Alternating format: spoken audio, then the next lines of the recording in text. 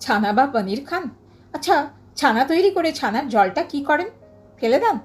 আজকের পর থেকে আর ফেলবেন না। তাহলে কি করবেন? কেনই বা করবেন?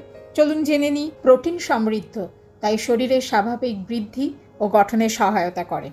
প্রোবায়োটিক গুণসম্পন্ন হওয়ায় খাদ্যনালীর উপকারী ব্যাকটেরিয়ার গ্রোথ বাড়ায়। শরীরের ক্যালসিয়ামের ঘাটতি পূরণ করতে পারে ছানার জল। এছাড়া প্রচুর পরিমাণে magnesium, phosphorus, potassium, sodium, selenium, vitamin A, vitamin বি6, রেটিনল, ভিটামিন সি ইত্যাদি পাওয়া যায়।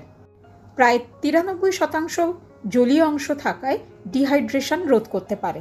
ইউরিনের পরিমাণ কমে গেলে পান করতেই পারেন ছানার জল, তবে পটাশিয়াম সমৃদ্ধ হওয়ায় কিডনির রোগীদের একেবারেই চলবে না। ব্লাড প্রেশার নিয়ন্ত্রণে রাখে, রোগ প্রতিরোধক ক্ষমতা বাড়ায়। তবে ছানা অবশ্যই লেবুর রস দিয়ে কাটাতে হবে। প্রচুর ল্যাকটোজ থাকে, তাই ল্যাকটোজ ইনটলারেন্স থাকলে একেবারেই খাওয়া যাবে না।